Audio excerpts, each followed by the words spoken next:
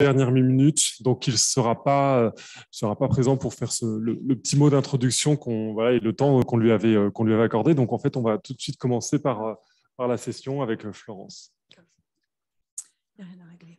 Bonjour à toutes et à tous. Je crois que c'est le moment d'employer cette locution. Je voudrais tout d'abord remercier Anne Dressen qui, dans l'exposition Les Flammes, a ouvert les approches innovantes de la céramique.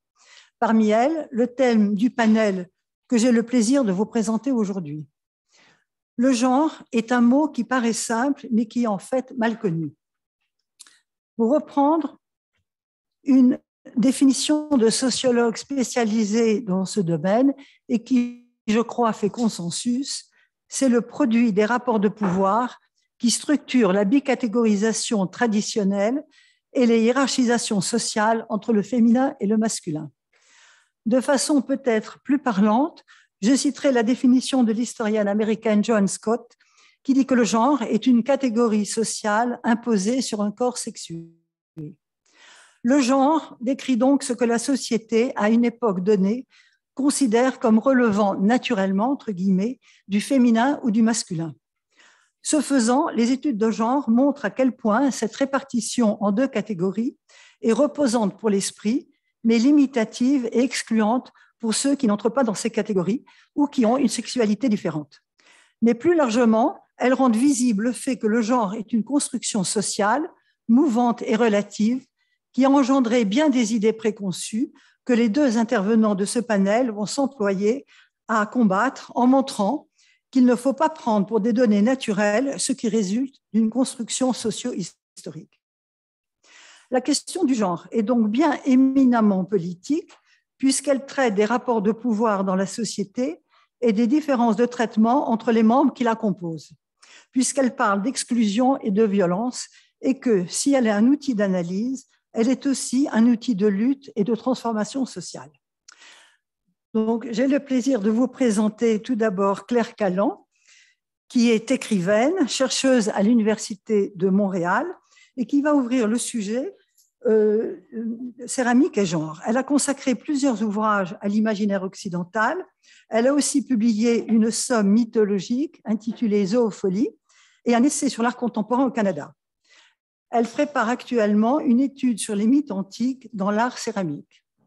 Avec Claire, nous devons nous transporter en pensée en Saxe au XVIIIe siècle, époque où, on le sait, les manufactures de porcelaine ont eu une importante production de statuettes féminines polychromes. Et elles étaient représentées de telle manière que dans le langage courant, commun, dire d'une femme que c'est un saxe revient à dire qu'elle est menue, délicate et fragile. Mais Claire va nous faire découvrir comment des artistes contemporaines se sont emparés de cette inspiration et de ce médium pour interroger la place de la femme dans la société, comment elles ont détourné ces figurines pour exprimer une autre image de la femme, remettant en cause les stéréotypes et interpellant les définitions préétablies. Je vous donne la parole. Merci beaucoup, Florence. Merci d'abord pour cette très belle invitation à parler effectivement de porcelaine de Saxe et paroles féministes. Alors, d'un point de vue, nous parlons toujours d'un point de vue. Le mien sera un point de vue franco-canadien et plus particulièrement, je dirais même franco-québécois. Je tiens à remercier vraiment très sincèrement toute l'équipe organisatrice de ce très beau colloque international. Je commencerai par une citation de Jean Cocteau qui disait la mode, c'est ce qui se démode. Sur ce point, les figurines en porcelaine de Saxe, dans leur habit typique, exotique ou dans leur vêture mythologique, furent, vous le savez, très en vogue à partir du XVIIIe siècle. Elles furent aimées, choyées, convoitées, exhibées comme des trophées avant d'être, après un temps certain, remisées dans les placards, voire simplement ignorées, sauf pour les grands amateurs et collectionneurs. Elles se démodèrent alors. Ce qui faisait autorité hier peut faire sourire un grand nombre aujourd'hui. Sans insister ici sur le rôle des manufactures de Saxe dans l'histoire de la porcelaine européenne, très beau sujet et vaste sujet en soi, je souligne que ces figurines ont d'abord été produites et conçues en tant qu'objet esthétique de monstration de pouvoir des marqueurs de réussite sociale. Les plus admirables d'entre elles, chefs-d'œuvre de sculpture miniature, furent conçus par des noms tels que Johann Joachim Kandler, qui va être ici, alors, ce grand modeleur, évidemment, pour la manufacture de Meissen, entre autres, me servira à la fois de modèle d'excellence et aussi de figure tutélaire de mon propos. Kandler est toujours plébiscité, recherché, certains de ces modèles étant toujours vendus par Meissen. Comme le disait Mademoiselle Chanel en réplique à Cocteau, la mode se démode, le style jamais. La référence à Mademoiselle Chanel n'est pas une référence anodine, évidemment, ici, lorsqu'on sait le rôle qu'elle joua dans l'émancipation de la femme en faisant voler à la fois les corsets et tourner les petites robes noires. Justement, que dit la femme face à ces reproductions miniatures d'elle-même, corps toujours parfait et à jamais jeune?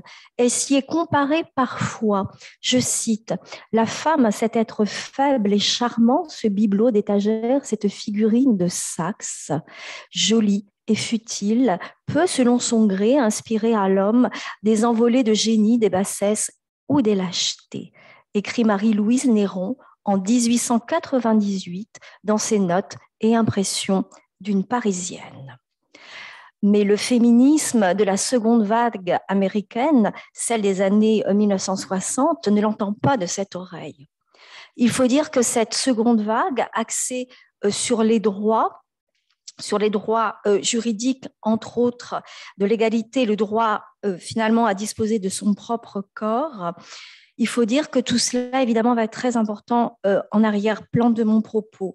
Dans ce contexte, The Dinner Party de Nancy à Chicago, on a eu une référence ce matin sur cette œuvre majeure, réalisée pour mémoire de 1974 à 1979, fut évidemment un séisme. C'est la première épopée au féminin à découvrir en 39 tables dressées de manière bien singulière.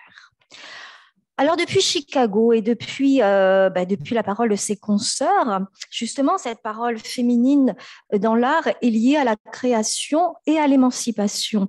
Elle interroge son essence. Les créatrices féministes portent dès lors leur regard sur le corps féminin longtemps consigné dans un espace décoratif. En l'occurrence, elles scrutent le corps miniaturisé des figurines en porcelaine de Saxe ou d'Angleterre, solides et fragiles à la fois, habillées de blanc, de couleurs ou de motifs. Elles en saisissent le moindre détail, volant d'une robe drapée qui relève plus qu'il ne cache parfois, jupons retroussés, décolletés faussement sages. Les codes esthétiques sont à ce titre soupesés, réévalués, voire repensés hors de toute métaphysique du sublime. Elles observent, ces créatrices, en effet, la femme figurine, la femme objet, ce joli bibelot sous un angle idéologique, voire militant.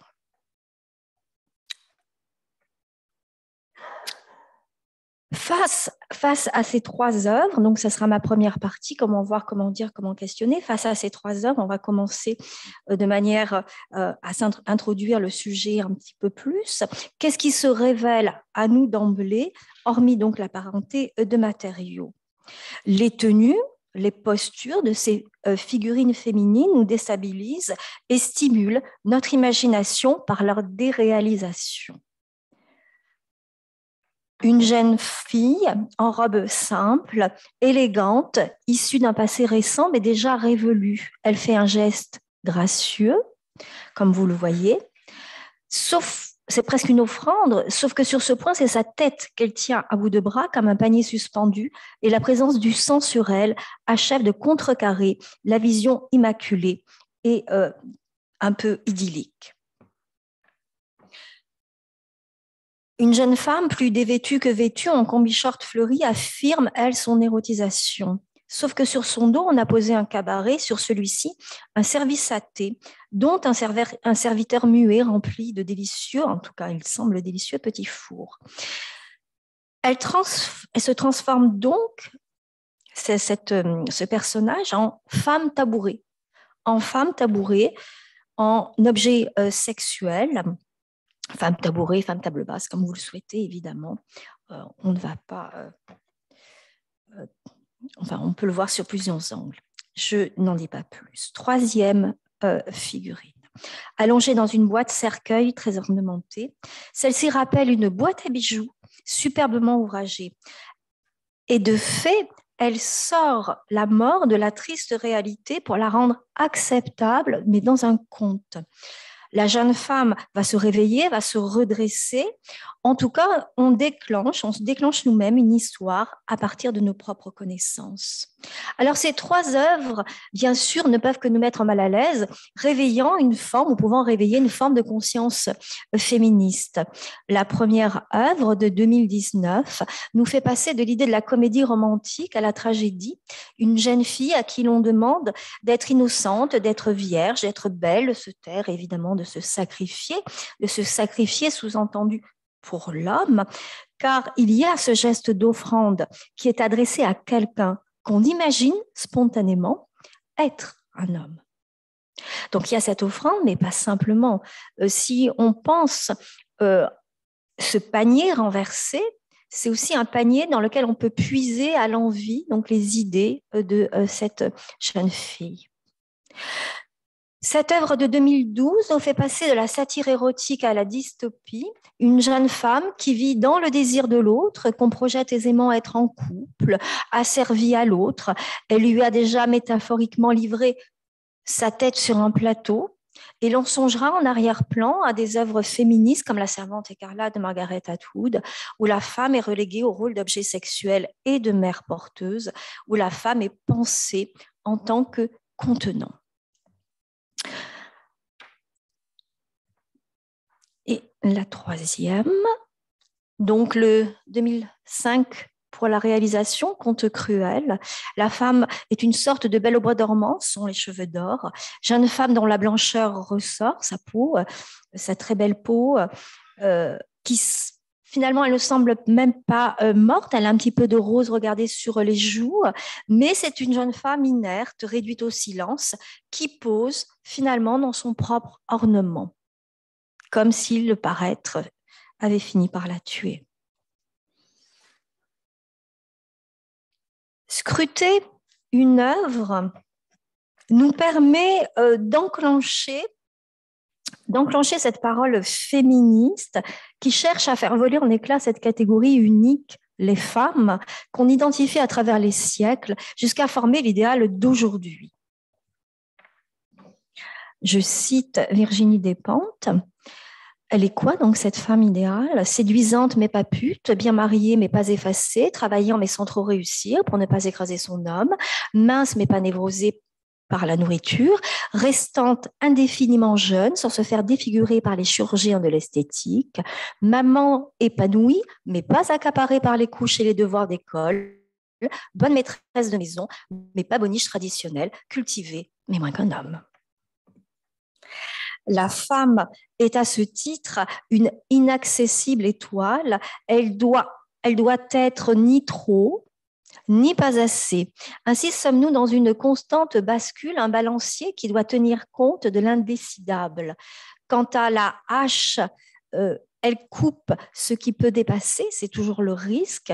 Et justement, donc je vous ai mis derrière moi une œuvre de l'artiste états-unienne Jen Ray, qui a fait une résidence à Meissen en 2014 et qui pose très bien cette ambivalence par sa hache composée de fleurs blanches, de fleurs graciles, de fleurs délicates, qui firent la réputation des plus grandes manufactures, notamment bien sûr de Saxe, dès le XVIIIe siècle.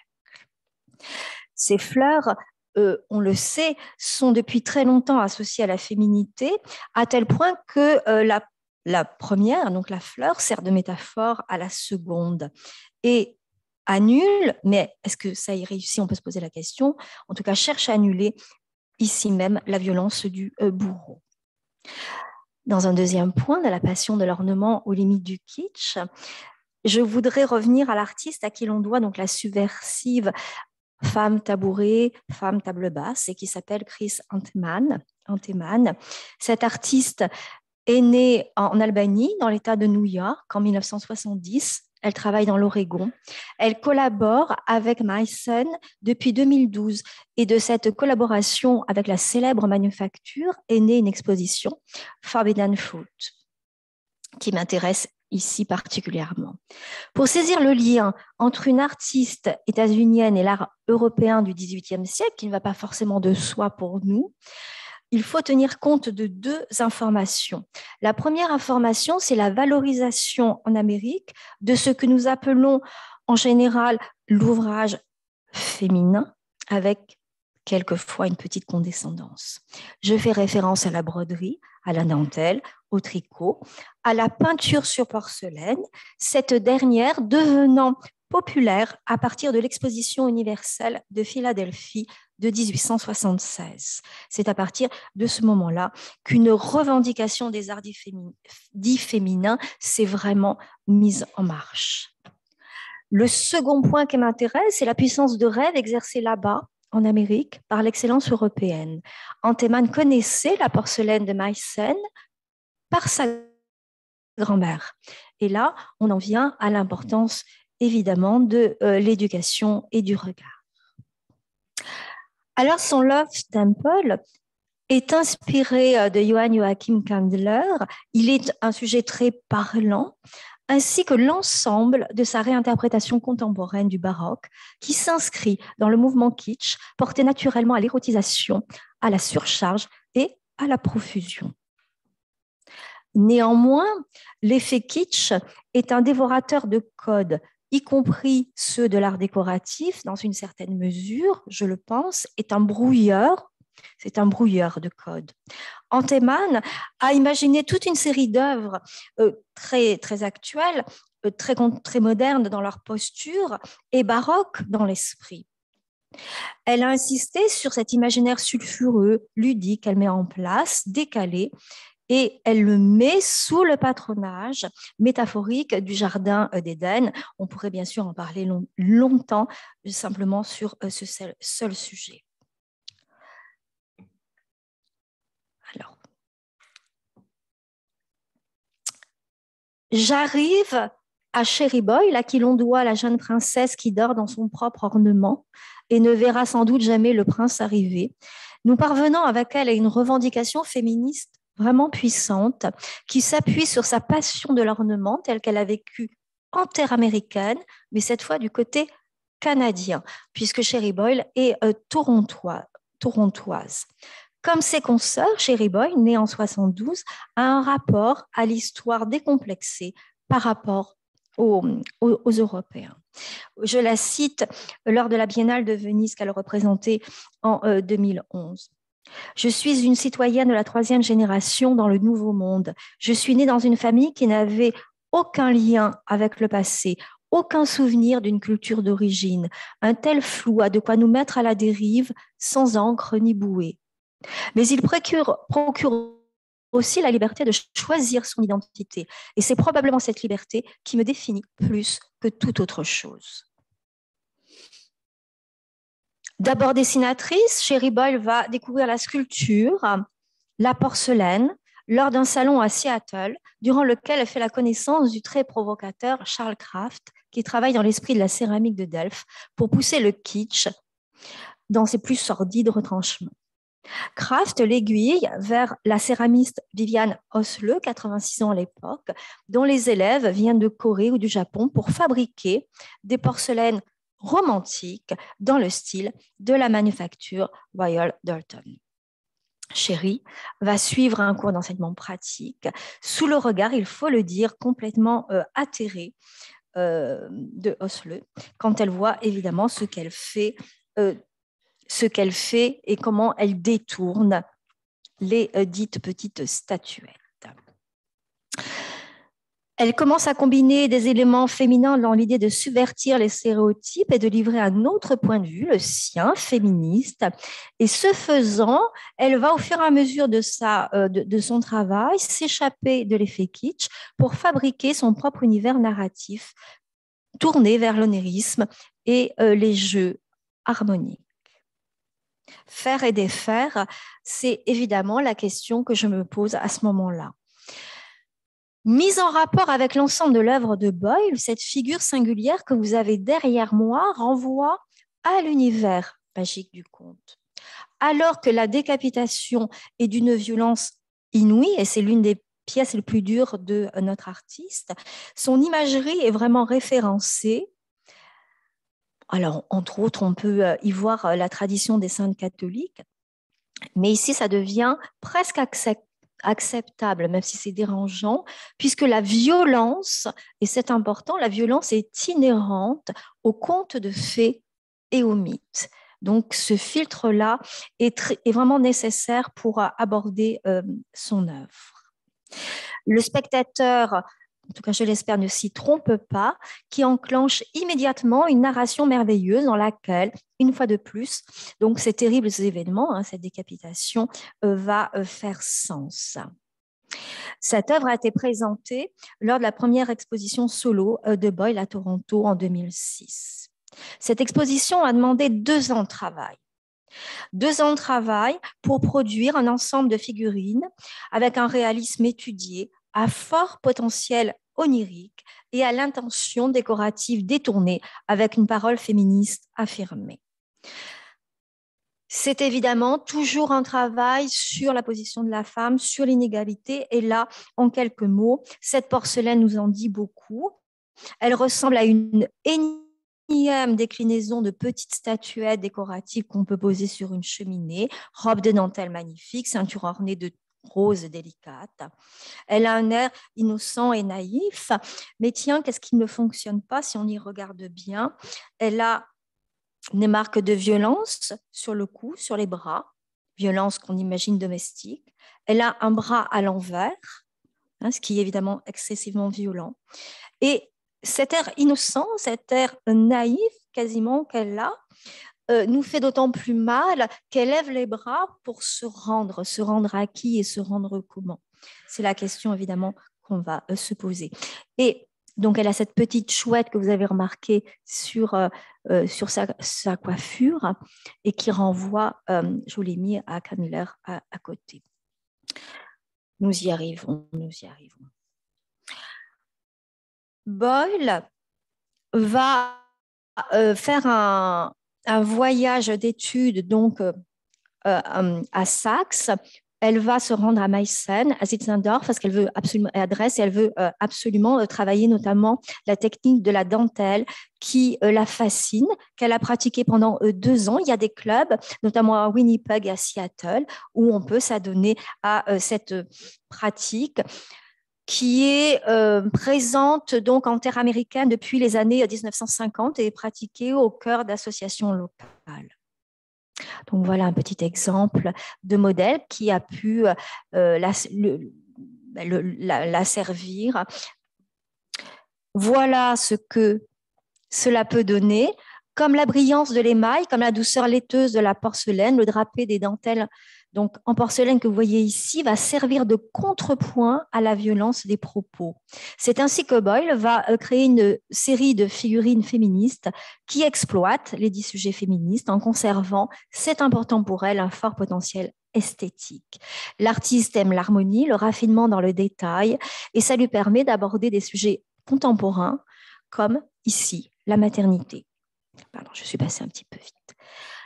Elle va évoluer, mais elle va toujours garder en tête donc ce travail. C'est très chronophage. Elle explique très bien comment faire la dentelle, le coton. Je le passe ici sur la méthode. Et on voit qu'en 2020, elle continue, elle repense, notamment avec cette très, très inspirante figurine qui s'appelle Sisyphe. Et technicité, évolution des genres, qui est ma toute dernière partie, très rapide, je vous le promets, pour mesurer l'écart et la proximité entre deux pratiques.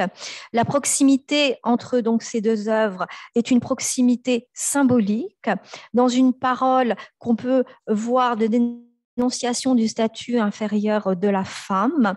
C'est l'écart entre la manufacture de Saks et celle, donc du côté anglais, du Royal Doulton du XXe siècle. Il me semble que c'est éclatant en voyant les deux.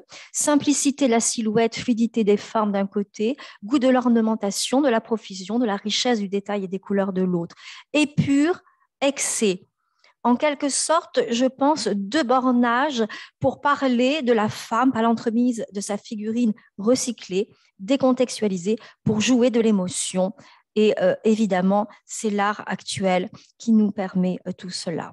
La dernière, donc, qui vous servait de contrepoint, qui était donc la femme au panier suspendu, c'est Jessica Harrison. Elle est anglaise. Elle est britannique, elle est anglaise, mais elle vit à Édimbourg, sauf erreur de ma part. Donc là, vous avez une série de productions. Et ça, c'est le tout départ qui me semble très bien à mettre en rapport avec ce que fait Cherry Boyle au tout début. Ça, c'est le début aussi de l'œuvre de Jessica Harrison, qui travaille énormément la sculpture. Mais vous voyez, le côté romantique de la chose est un peu légèrement détourné. Et nous pouvons, nous, y mettre une parole féministe, même si la créatrice n'est pas ce qu'elle veut mettre en avant. Sa fameuse série très intéressante du tatouage avec un processus de démocratisation pour des produits de luxe et de rupture avec l'art réservé à l'élite. Et on appréciera le petit clin d'œil de la toile d'araignée tatouée, qui est le signe distinctif des prisonniers et qu'elle a à son coude. Quelques exemples ici. On est plus dans les faits, hein, et voilà.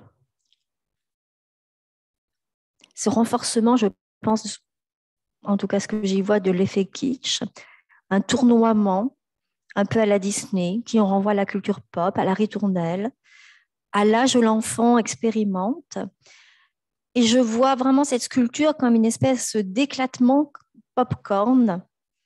Il y a un côté popcorn avec du sang, hein, ce vermillon. Et ça, voilà, ce que je voulais vous faire voir, c'est qu'elle est actuellement donc à la Fondation Bernardo. On peut voir son œuvre. Et donc, elle va jusqu'au bout de son processus, mais elle sort complètement du début pour nous montrer en fait ce qu'est l'expérimentation, puisque c'est son travail, hein, vous l'avez vu. Tandis que de son côté, Cherry Boyle continue son parcours de conte, son parcours féministe, son parcours féminin. Les fleurs, vous voyez, sont là, hein, toujours en train de parler du féminin. Ces deux œuvres complexes, dont celle de droite que vous voyez inclut une autre donnée importante, c'est la donnée de la sirène et comment est-ce qu'elle est pensée en Amérique du Nord et notamment par les Inuits. Et pour finir, plutôt que de faire une conclusion, je voulais aller jusqu'au bout de ce parcours floral avec une des œuvres maîtresses de Cherry Boyle qui est au musée des Beaux-Arts de Montréal, qui est évidemment une dénonciation des limites du corps féminin, mais aussi un questionnement sur la mutabilité. Hein. La jeune femme est entièrement recouverte de petites fleurs que vous reconnaissez peut-être, en tout cas pour certains d'entre vous, puisque ça renvoie directement au travail de la porcelaine de Saks et au travail donc de Kendler. On aurait envie de dire que Boyle a toute une manière de réinventer finalement la petite figurine du XVIIIe siècle, de la poétiser, bien qu'en réalité, lorsqu'elle parle par exemple de ce travail, elle parle de cancer décoratif pour mettre en avant la vulnérabilité de la femme et sa difficulté à être elle-même. Ainsi donc, nous pourrons dire que vous avez vu une série de défis techniques et cette œuvre, à mon avis, le montre parfaitement. Elle est très remarquable pour cela. Et elle renvoie, comme je vous le disais, donc à cette technique du pastillage très en vogue au XVIIIe siècle. Un art à lui seul, qui a un style propre et qui, en tant que tel, ne sera jamais démodé. Merci beaucoup.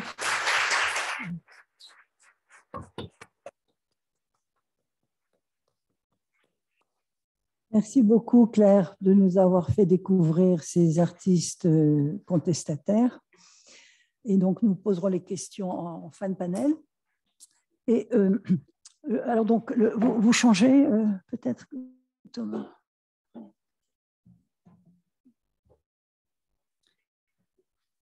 Alors, le genre est aussi une grille d'analyse qui permet une relecture de l'histoire. C'est ce qu'on va entreprendre de faire Thomas Golsen, qui est actuellement maître de conférence en histoire de l'art moderne et études visuelles à l'Université de Lille. Thomas Golsen a été pensionnaire de l'Académie de France à Rome et professeur à l'École des Beaux-Arts de Paris et à la Villa Arson à Nice. Il mène ses recherches sur l'histoire de l'ornementalité, l'anthropologie de l'image ou les relations entre art et technique, sujets auxquels il a consacré plusieurs ouvrages. Parmi eux, je citerai Carlo Crivelli et le matérialisme mystique du Quattrocento, paru en 2017, et Un Moyen-Âge émancipateur, écrit avec Clovis Maillet et paru en 2021. Pour nous, Thomas va pointer au fil du temps les rapprochements qui ont été faits par les hommes entre les objets de terre et les femmes. Il va nous dire comment ces métaphores se sont construites, il va nous parler de sexualisation de la porcelaine, et il nous montrera comment le sexisme imprègne nos manières d'imaginer, de dire et d'écrire, donc de représenter le monde. Combien est grande l'importance de faits qui peuvent paraître sans importance. Bref, comment le diable se cache dans les détails, et cela est politique, vous n'en douterez pas après l'avoir écouté. Merci beaucoup. Merci pour l'invitation. Merci à Anne Dressen en particulier pour participer à ce très riche colloque. Alors, je précise tout de suite, comme d'autres l'ont déjà fait, que je ne suis pas un spécialiste de la céramique, mais que moi, ce sur quoi je travaille, c'est plus l'usage de la céramique dans la société, y compris l'usage dans les discours. Et donc, c'est ce que je vais essayer de vous montrer aujourd'hui à travers un thème qui est énorme et donc je vais vraiment traiter très, très rapidement par rapport à son périmètre. Donc, je vais effectivement m'intéresser aux métaphores genrées de la céramique en Europe qui sont globalement sexistes. Et je vais commencer par une métaphore qu'on connaît tous, qui est encore utilisée couramment, mais bon, je voulais vous montrer aussi que c'était utilisé parfois dans un registre soutenu. Et donc, par exemple, dans le côté de Guermantes de Marcel Proust, à un moment, la duchesse Oriane de Guermantes est en train de discuter avec des membres de l'aristocratie et elle parle d'une de ses cousines, la duchesse de Licourt, et elle l'appelle ma cruche de cousine. Alors, cette métaphore de la femme comme cruche, c'est quelque chose qui était déjà assez courant à la fin du 19e siècle. Il y a des caricatures, il y a ce rébus, par exemple, de Gris. Je signale aussi que c'est une métaphore qui continue de fonctionner aujourd'hui. Par exemple, j'ai lu sur Internet qu'en 2015, un élu d'extrême droite suisse, Eric Stauffer, avait traité de cruche sa rivale, qui est une écologiste qui s'appelle Ruth Benziger pendant des élections et ça ne lui a pas apporté chance puisqu'il a perdu. Ce qui m'intéresse ici avec ce genre de métaphore, c'est évidemment qu'il s'agit d'un pot en céramique. Alors, il y a l'autre métaphore qui est aussi utilisée de potiche. D'ailleurs, vous n'en avez pas parlé, mais c'est quand même assez proche de l'idée de bibelot. Et là, on pointe plus le côté décoratif en fait, des femmes quand on les traite de potiches, alors que le côté cruche, on insiste sur le vide, c'est-à-dire le manque d'esprit. Dans les deux cas, ce qui est intéressant dans ces métaphores, c'est qu'elles pointent le caractère de contenant de l'objet en céramique. Je vais essayer de montrer, en fait, de faire une généalogie pour montrer d'où viennent ces métaphores. Alors, ça va peut-être paraître un peu lointain, mais selon moi, en fait, ces métaphores s'ancrent dans une pensée du corps féminin comme essentiellement basée autour de sa matrice, ce qu'on appelait sa matrice avant, son appareil reproducteur, qui est lui-même pensé comme un vase.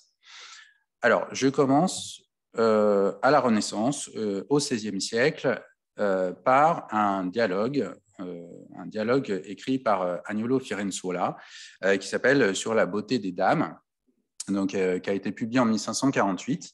Je dis 2 mots de contexte. Donc, au milieu du XVIe siècle, on est en plein dans ce qu'on appelle la querelle des femmes, c'est-à-dire que vous avez beaucoup de traités qui sont écrits, en gros, pour, contre les femmes. Est-ce que les femmes sont vraiment d'un esprit inférieur aux hommes ou est-ce qu'elles leur sont égales, si ce n'est supérieures? Il y a un traité écrit par une femme, justement, à la fin du XVIe siècle, qui dit que les femmes sont supérieures, mais globalement, on essaye au moins de prouver qu'elles sont égales. Et donc, Firenzuola, il est du côté de celles et ceux qui pensent que les femmes sont égales aux hommes. Égal, ça ne veut pas dire identique. Et il faut bien voir qu'à cette époque, on pense, quand on veut penser positivement ce que c'est que les femmes, eh bien, on leur attribue des qualités propres. Donc, il y a une sorte de, je dirais un peu anachroniquement, une pensée différentialiste, où on va dire les hommes ont un certain type de caractéristiques propres liées à leur genre, comme par exemple être brave, être fort, être indépendant, ce genre de choses. Et à l'inverse, la première qualité que Firenzuola, mais ce n'est pas le seul, mais lui, ça va être vraiment central, il attribue aux femmes, c'est la beauté. Donc, c'est une caractéristique distinctive et valorisante, selon eux, des femmes. Donc, le livre de Firenzuola sur la beauté des dames est consacré à cet argument. Et dans ce traité, donc, il y a tout le livre 2 qui est consacré à la description du corps féminin et de la beauté du corps féminin.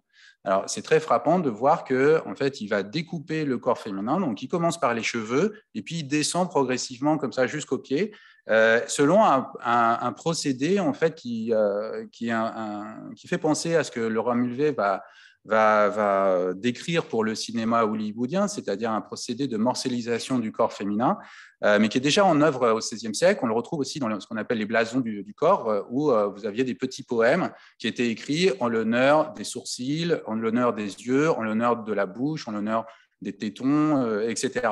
Donc, c'est le même procédé qui est utilisé par Firenzuola, mais lui, c'est vraiment dans l'idée que en fait, chaque partie du corps féminin a sa propre beauté.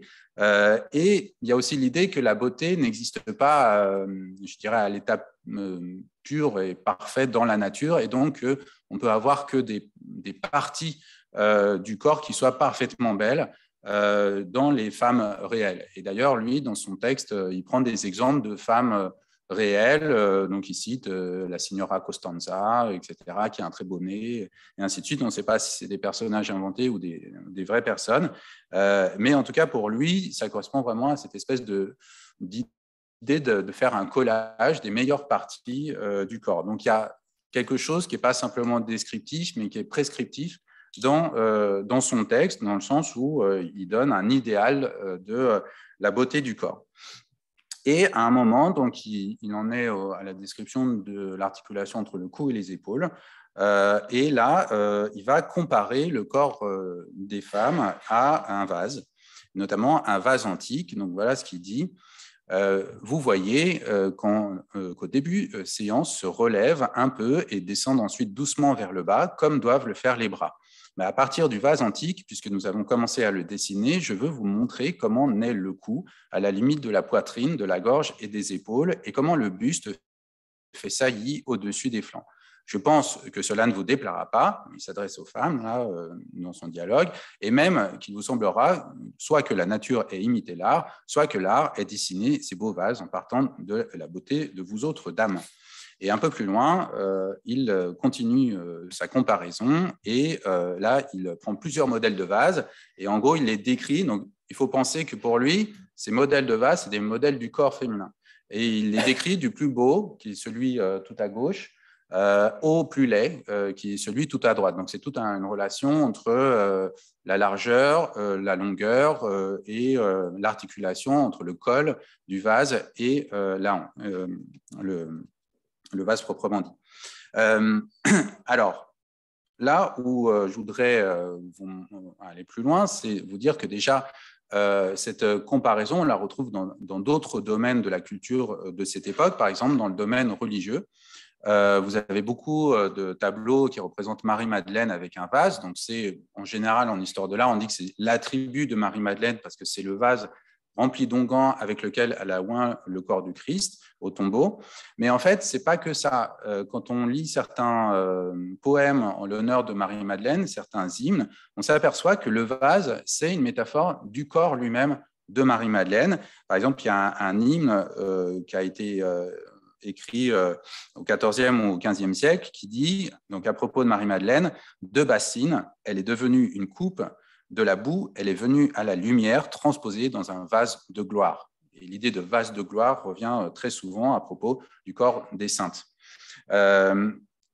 Donc, ici, ces comparaisons avec les vases, ce n'est pas perçu comme une objectification, c'est perçu comme quelque chose de valorisant. Évidemment, à nos yeux, ça contribue à inscrire, à essentialiser ce rapport entre la beauté et la féminité et à nier le caractère complètement construit et social de ces rapprochements. Je voudrais aller maintenant un peu plus loin encore en remontant finalement d'un degré à l'origine de ces comparaisons. Parce que pour l'instant, si j'ose dire, on s'en tient à l'aspect extérieur de la métaphore et à l'aspect extérieur du vase, mais je vous ai dit que l'important, c'est que le vase, c'est un contenant. Alors, on va continuer donc avec ce tableau très connu de Parmigianino, la Vierge au long cou, donc qui est quasiment contemporain de l'écrit de Firenzuola. Et là, vous avez quasiment explicitement une comparaison entre le corps de la Vierge Marie et un vase, puisque vous voyez, il y a un ange qui est en train d'apporter un vase, ce qui iconographiquement n'est pas justifié, est très rare, mais par contre, dans le canon de beauté de l'époque, ça se justifie totalement. Mais il faut ajouter ici que si Parmigianino a ajouté cet ange porteur de vase à côté de la Vierge Marie, c'est pour souligner aussi le fait que le corps de la Vierge Marie est un contenant. C'est-à-dire qu'elle a porté Jésus pendant 9 mois de manière miraculeuse, comme on le sait. Pourquoi est-ce qu'on peut dire que c'est un contenant et que du coup c'est parce qu'elle est mère, elle a été mère que ce rapprochement peut être effectué ici? C'est parce que dans la culture médicale du XVIe siècle, on pensait que le corps de la femme était construit autour de son appareil reproducteur, ce qu'on appelait à l'époque la matrice, qui lui-même, donc la matrice, ressemblait à un vase. Vous l'avez, par exemple, dans les traités anatomiques du XVIe siècle, comme celui de Jacopo Berengario, qui est un des premiers traités avec des illustrations qui montrent justement des corps soi-disant disséqués, mais vous voyez que c'est largement fantaisiste. Et en tout cas, on voit que la matrice est ici dessinée comme une espèce de vase inversé. Vous l'avez aussi chez les médecins. Par exemple, le médecin allemand Paracels dit ceci: le vase qui conçoit et protège l'enfant est communément désigné sous le nom de matrice, bien que la femme soit celle-ci tout entière. C'est à cause de ce vase que la femme a été constituée et non pour la nécessité d'aucun membre ou partie. Donc, vous voyez comment est-ce que la matrice, c'est vraiment le noyau du corps féminin. Donc, par cette fois-ci, pas métaphore, mais par métonymie, on peut dire que la matrice est un vase et que le corps féminin tout entier est lui aussi un vase. Ces analogies, on les trouve aussi dans d'autres domaines culturels, comme par exemple l'alchimie. Et là, je vous cite rapidement un passage de Michel de Notre-Dame, plus communément appelé Nostradamus, qui explique les grands principes de l'alchimie dans un texte. Et il dit, en gros, l'alchimie, ça fonctionne autour de 3 vases. Le premier, c'est la Terre dans sa globalité, le globe terrestre. Le grand vase de la nature, où se fait la corruption des semences, le sépulcre et le tombeau vivant de toutes les créatures. Elle est en particulier la matrice du végétal et du minéral. Le second vase, ou la seconde matrice, c'est celle de l'utérus dans l'animal, celle des volatiles et l'œuf, et le seul rocher, celle de l'or et de l'argent. Et la troisième, celle du métal, est connue de peu de personnes, et c'est la troisième que va vraiment travailler l'alchimiste, et il dit que c'est un vase en verre. Donc, la pensée analogique du XVIe siècle, elle met en relation la Terre, les vases et la matrice. Si vous voulez, la Terre, c'est comme une sorte de grand corps animal qui enfante tout ce qui vit sur Terre. Et même, enfin, il faut voir que le vivant au XVIe siècle, ça comprend aussi les minéraux.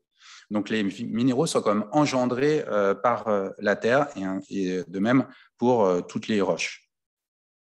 Donc, vous voyez que la métaphore du vase, elle est vraiment très importante puisqu'elle permet d'enchaîner finalement toutes les créatures à partir du macrocosme qui est la Terre jusqu'au microcosme qui est le corps féminin. Il faut voir aussi que ces pensées médicales, alchimiques, artistiques de l'époque, bien sûr, elles empruntent beaucoup de choses à l'Antiquité grecque et en particulier à ce qu'on appelle l'illémorphisme aristotélicien. Donc, l'illémorphisme, c'est une pensée de la physique qui repose sur deux principes, deux éléments, qui est la matière, ilé, et la forme, morphée. La forme, c'est quoi? C'est en fait l'idée qui est comme la graine des choses, des êtres qui ensuite se développent dans la matière.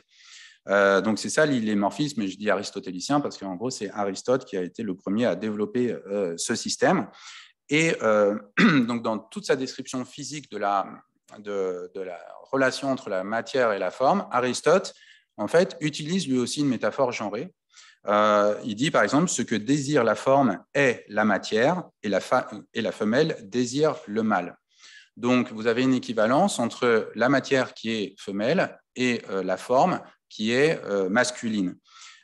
Et alors, je dis c'est une métaphore, mais en fait, chez lui, ce n'est pas simplement une métaphore, puisque quand il écrit sur la génération ou la reproduction des animaux, il dit exactement ceci. Il dit, vous avez le principe masculin, qui est la graine qui va envoyer le caractère de l'espèce et qui entre dans le réceptacle féminin, donc dans le vase, dans la matrice féminine, qui du coup sert essentiellement de réceptacle pour le principe masculin qui est envoyé à travers le sperme.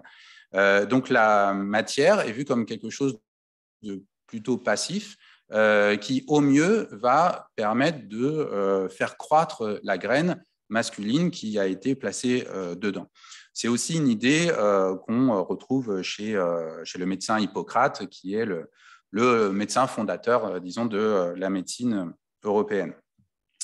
Alors, je passe un peu sur toutes les discussions qu'il y a sur la participation de la matière féminine ou pas dans la procréation, notamment sur tout le thème autour du sperme féminin, parce que même si on admet, comme par exemple le médecin grec Galien, qui a eu beaucoup de successeurs ensuite, et en particulier à la fin du Moyen-Âge et à la Renaissance, même si on admet qu'il y a un sperme féminin et que du coup la matière féminine, la matrice a un rôle aussi actif dans la procréation, malgré tout, on conçoit quand même le corps féminin autour de sa matrice. Et donc, ce qui est communément partagé, c'est que tous les problèmes, toutes les maladies en fait, qui affectent les femmes viennent de sa matrice.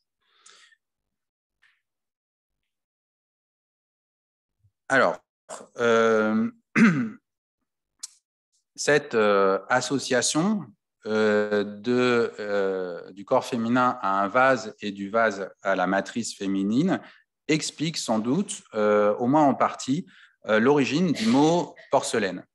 Alors, c'est quelque chose, moi, que j'avais découvert en m'intéressant à la céramique, mais un peu comme une sorte de légende qui était racontée comme ça chez les céramistes. Donc, je voulais en avoir le cœur net pour savoir si vraiment il y avait un lien entre la porcelaine et le sexe féminin. Donc, chez les Grecs et les Romains, en fait, on s'aperçoit que c'est le même mot qui est utilisé pour désigner la jeune truie et par exemple, chez les Romains, c'est porcellana et la vulve. Par ailleurs, les Romains faisaient de la vulve de jeune truie un plat très raffiné. On en a par exemple un exemple dans le Satyricon de Pétrone. À un moment, il décrit un plat avec 12 compartiments un pour chaque signe du zodiaque, et au signe de la Vierge, on sert des vulves de truie, ce qui est particulièrement raffiné apparemment pour les Romains. Alors, on appelait aussi porcellana chez les Romains ce genre de coquillage que nous on appelle des coris maintenant, et qui était déjà associé à la vulve féminine à l'époque, ou à la naissance, ou à la féminité, par exemple à travers tout le mythe de Vénus naissant, apparaissant sur une coquille. Il y avait aussi, par exemple, des coquillages qu'on retrouve dans toute l'Antiquité avec des vulves ou des coquillages de coris. Et là, c'était plutôt perçu comme quelque chose de puissant, en fait, puisqu'il y a toute une efficacité, en fait, du sexe féminin, aussi du sexe masculin, d'ailleurs, comme étant lié à la puissance reproductive. Donc, c'était des colliers qui pouvaient protéger, qui pouvaient permettre aux femmes de devenir plus facilement enceintes ou de protéger leur bébé, etc.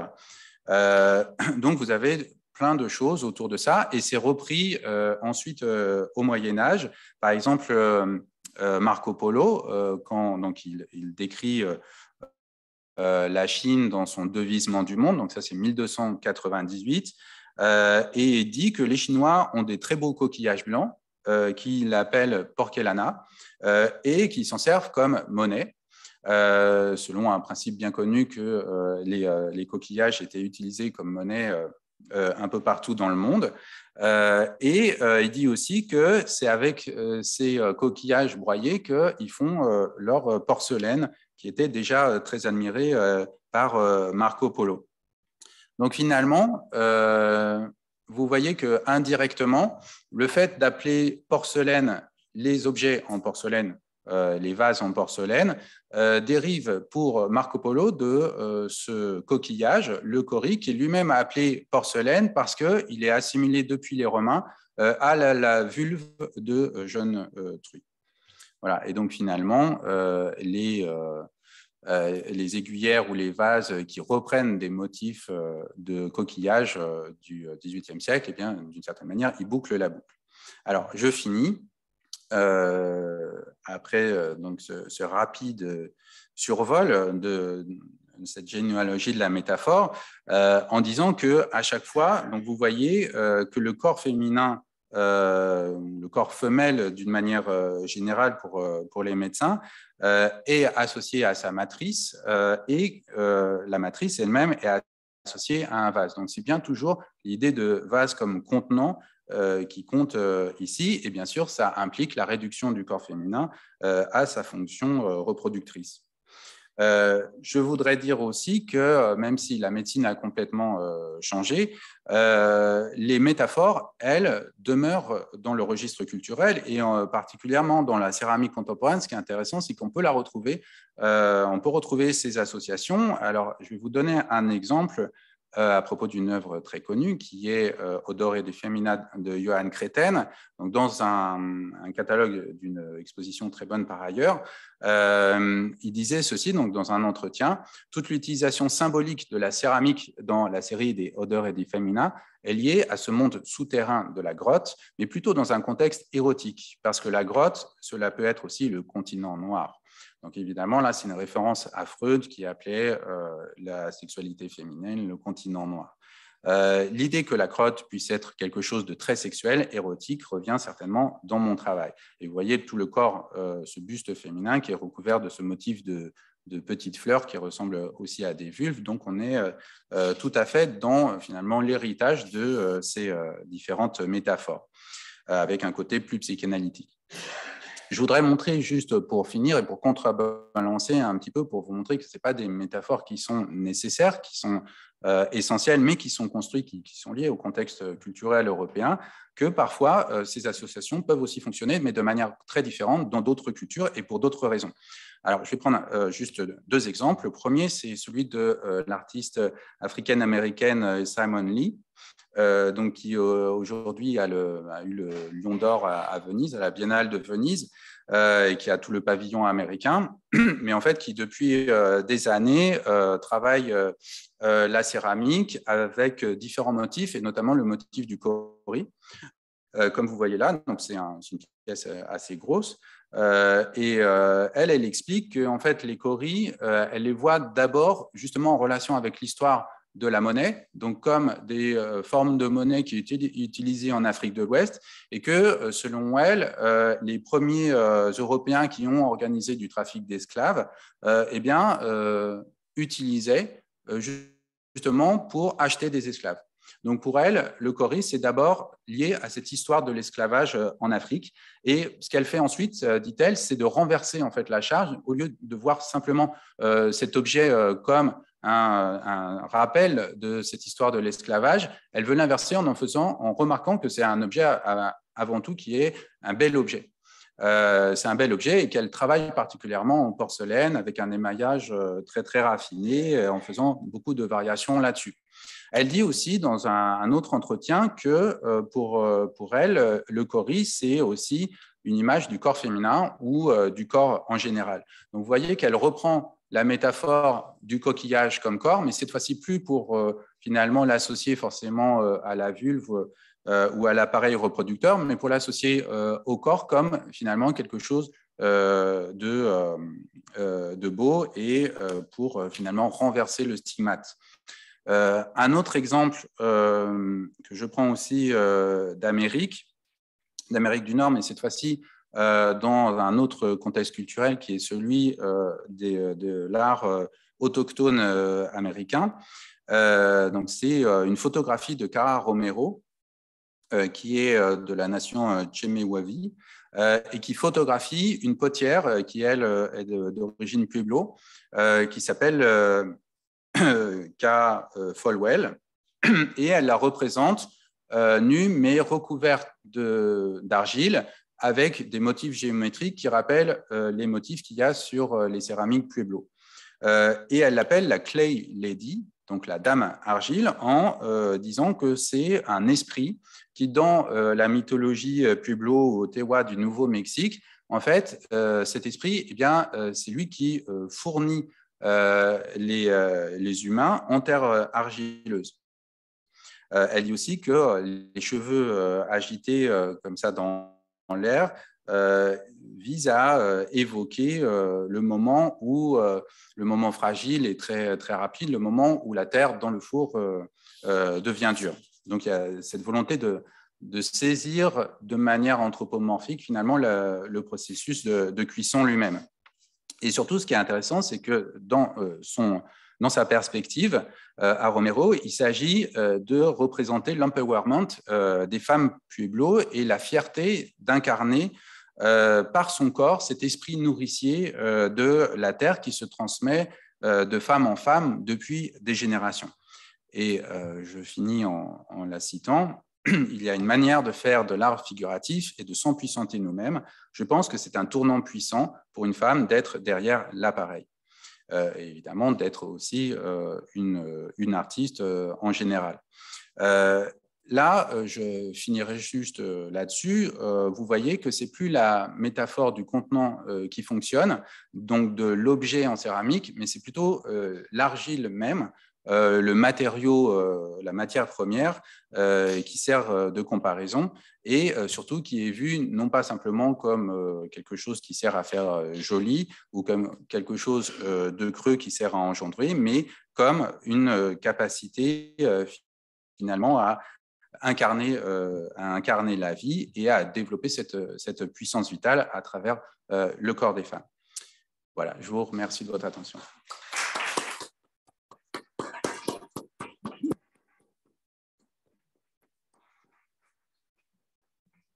Merci beaucoup Thomas pour ce passionnant exposé. L'un comme l'autre, nous vous aurions écouté bien plus longtemps, mais je crois qu'il est temps de passer aux questions qui ne vont sûrement pas manquer.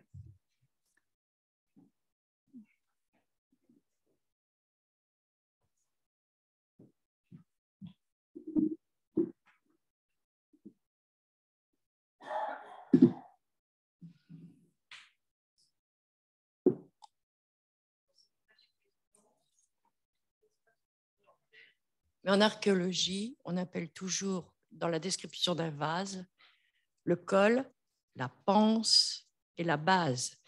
Alors, d'un côté, ça vous casse un petit peu la baraque parce que la panse, ça appartient aussi bien à un homme qu'à une femme, mais en même temps, ça enfonce le clou pour l'histoire du contenant.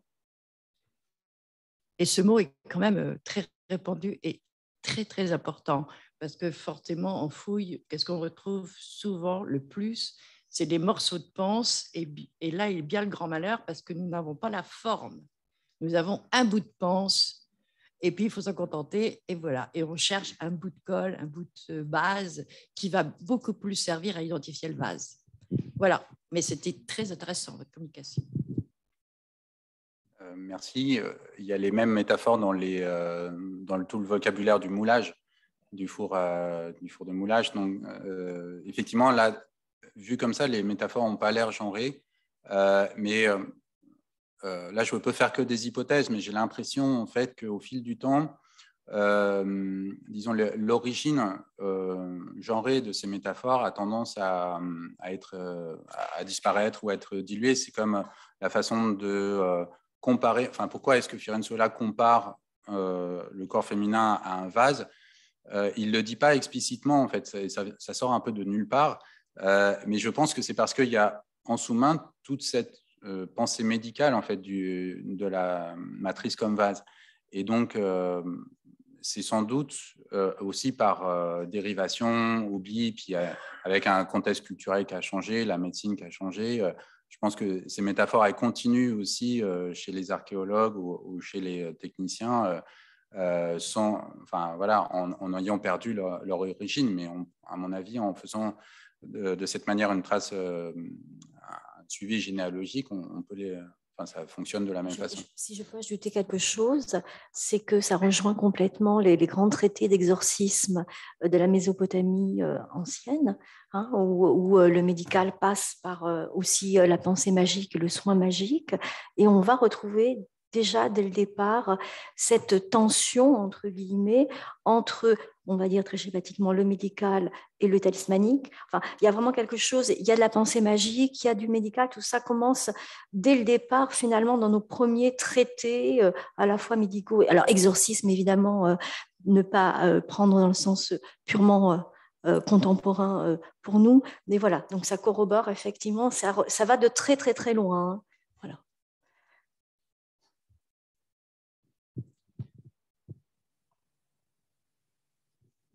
Merci pour ces deux interventions passionnantes.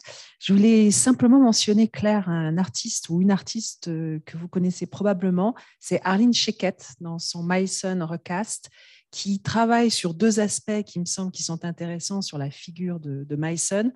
Mais c'est aussi, et ça rejoint votre intervention, sur l'idée de ce corps féminin qui est finalement décomposé, puisqu'elle a recréé à travers les moules, et ça revient à la tradition ou à la technique même de la création de ces petites figurines par moule, et un moule pour chaque élément, le bras, la tête, les pieds qu'on peut tordre et retordre.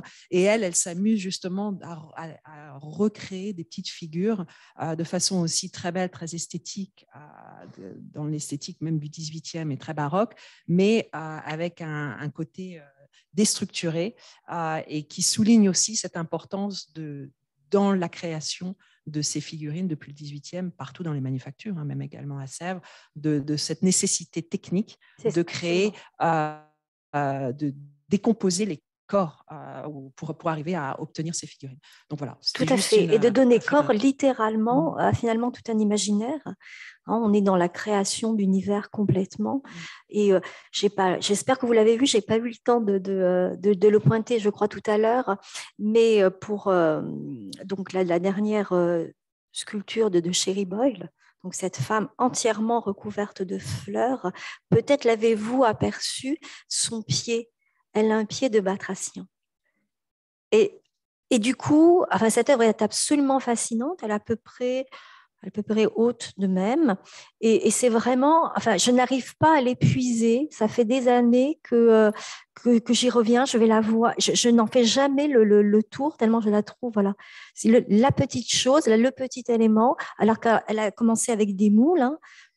Elle a fait des moules qu'elle empruntait, des moules qu'elle a fabriqués, et puis petit à petit, elle s'est perfectionnée tranquillement dans son atelier. Effectivement, ça, c'est le magnifique parcours qu'on peut faire aussi grâce à les manufactures. Oui, merci. Merci à tous les deux. Je souhaitais juste m'interroger sur le fait qu'en fait, la plus ancienne céramique connue, ce n'est pas un bol, a priori, ce n'est pas un vase ou un fragment de vase, c'est en fait une figurine, et une figurine féminine, alors qu'on appelle évidemment de manière complètement anachronique une Vénus, mais je trouve que c'est intéressant. Et dans le texte, Thomas, que tu as, avec lequel tu as contribué au catalogue, tu parles aussi de Lévi-Strauss et de son analyse du mythe amérindien. Peut-être tu peux en dire quelque chose, la potière jalouse, ou si ça te semble résonner aussi avec le sujet. Là, je ne pouvais pas tout dire, mais c'est aussi dans l'idée que dans d'autres cultures, on fait aussi une relation entre les femmes et puis l'argile ou la céramique. Et de toute façon, il y a aussi des sociologues, des ethnologues qui travaillent sur, par exemple, qui fait quoi. Enfin, ça, on en a déjà un petit peu parlé, mais voilà, là, moi, je n'ai pas du tout parlé de est-ce que dans telle tradition, c'est les femmes qui font les pots en Inde. Dans certaines régions d'Inde, c'est les hommes qui font les pots autour et les femmes le font en colobin parce que le tour, c'est plus technologique, donc c'est plus prestigieux, etc. Mais ça change en fait de pays en pays. Et le partage des tâches aussi a été étudié par des historiens et des historiennes pour la manufacture de Sèvres. Donc ça, c'est super intéressant. Mais c'est vrai que moi, je m'intéressais plus effectivement dans mon texte à l'aspect mythologique et la façon dont Lévi-Strauss, dans La potière jalouse, décrit certains mythes Givaro, par exemple, de l'origine de la Terre, envoyée par une espèce de mère primordiale qui aurait en fait chié sur Terre, et ces étrons auraient été à l'origine de l'argile. Et ensuite, ce sont les femmes qui viennent chercher l'argile dans le lit des rivières et font des objets avec des objets utilitaires, notamment des pots de cuisson et de stockage des aliments. Et donc, ça s'inscrit dans toute une organisation sociale qui passe autour du travail des femmes, du travail de la terre des femmes, mais aussi lié à l'alimentation, à la façon de faire fonctionner la famille et le groupe autour à travers l'alimentation. En fait, c'est tout un cycle de vie qui implique les femmes, l'argile et l'alimentation. Et donc, ce qui est intéressant, c'est que même en lisant entre les lignes de ce que dit Lévi-Strauss, parce que lui, il a toujours cette idée que c'est la nature et la culture qui s'opposent, en gros, que vous savez, le cru et le cuit, donc la céramique permettrait de passer à la culture parce qu'on fait cuire les aliments, et ce qui est cuit, c'est la culture, etc. Bon, tout ça, c'est un peu dépassé, mais ce qui est intéressant, c'est que c'est une façon encore très différente de ce qui se passe en Europe de concevoir ce rapport entre le corps féminin, l'argile, et moi, j'ai l'impression que c'est plus, d'une certaine manière, l'inscription des femmes dans le cycle de la vie qui est essentiel à la survie du groupe, qui est valorisé dans ces cultures, plutôt qu'en Europe où on voit essentiellement le corps féminin comme un réceptacle passif, en fait. Même si, voilà, encore une fois, il y a certains tenants de la médecine qui disent que ce n'est pas si passif que ça, mais enfin, c'est quand même secondaire par rapport à la forme qui est principalement envoyée par le sperme masculin.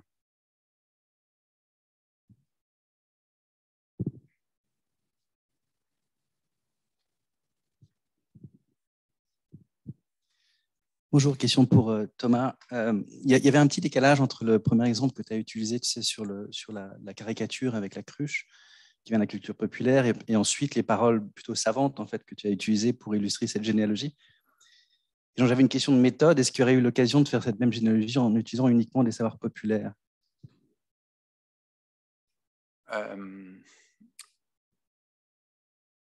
Alors, ça dépend de ce qu'on appelle populaire. Et par exemple, les traités de médecine que j'ai montré, les images de Berengario, certains historiens de la médecine que j'ai pu consulter considèrent que c'est déjà un peu de la vulgarisation scientifique. Donc, ne serait-ce que parce qu'il y a des images, en fait, et parce que c'est des belles éditions. Donc, ce n'est pas évidemment populaire au sens des caricatures qui sont publiées dans les journaux, mais ça, il n'y a pas vraiment d'équivalent, en fait. Et après, il faudrait regarder dans les feuilles volantes qui se développent beaucoup plus, enfin, entre le XVIe siècle et le XVIIIe siècle, dans les images d'Épinal, etc. Mais comme je ne suis pas un spécialiste de cette période-là, je n'ai rien trouvé, mais ça existe sans doute. Bon, je suis bien conscient qu'il y a un trou entre mes exemples du XVIe siècle et la caricature de la cruche. Là encore, je pense que la société a beaucoup changé, ne serait-ce parce que justement la catégorie de image populaire apparaît au XIXe siècle. Il faudrait effectivement trouver des éléments, des documents pour compléter ce manque en fait dans mon parcours généalogique. Mais pour l'instant, je ne peux pas répondre. Merci Thomas. Je trouve très dans la continuité de mon travail anthropologique chez les Mayas contemporains.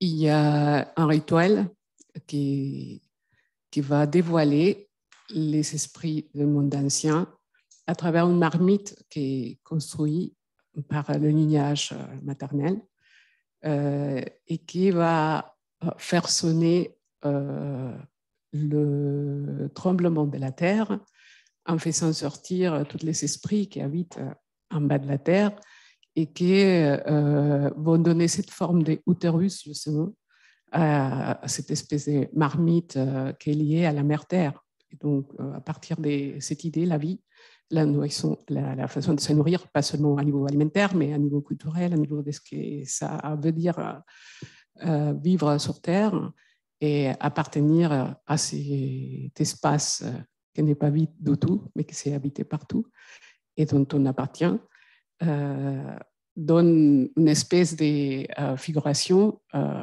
et de personnification à l'idée qu'on a des mères-terres.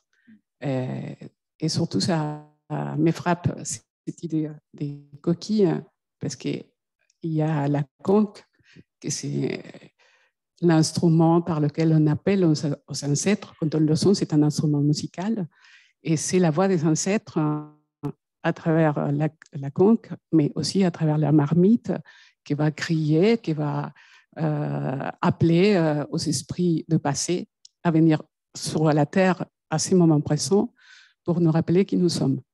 Alors, toutes les métaphores que tu viens de faire, des côtés Occident et les exemples de la photographie au dernier moment aux esprits avec l'idée de sable, me fait penser énormément à ces petits fragments qui donnent une logique à la totalité de la vie.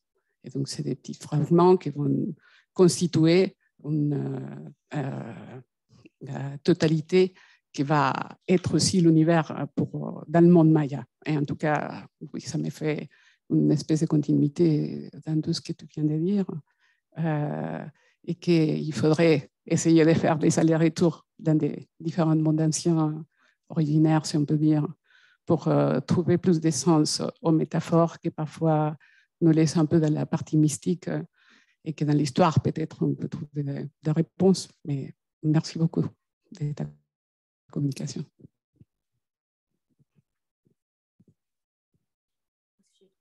Passionnant dans ce que vous avez dit, c'est vraiment on tourne autour de la question de l'élémentaire et la marmite pourrait nous amener aussi chez les Celtes. Tout ça serait encore une pensée qui s'enrichirait. Mais ce que j'ai vraiment apprécié, c'est ce moment de crispation que vous nous avez montré On sent voilà, qu'il y a quelque chose de diffus, il y a une pensée vraiment diffuse, et à un moment donné, il y a cette crispation qui arrive, cette fixation négative, hein, et voilà, c'était juste pour vous dire que pour ma part, j'ai trouvé ça passionnant. Voilà. Il n'y a pas d'autres questions? Donc, oui, au premier rang.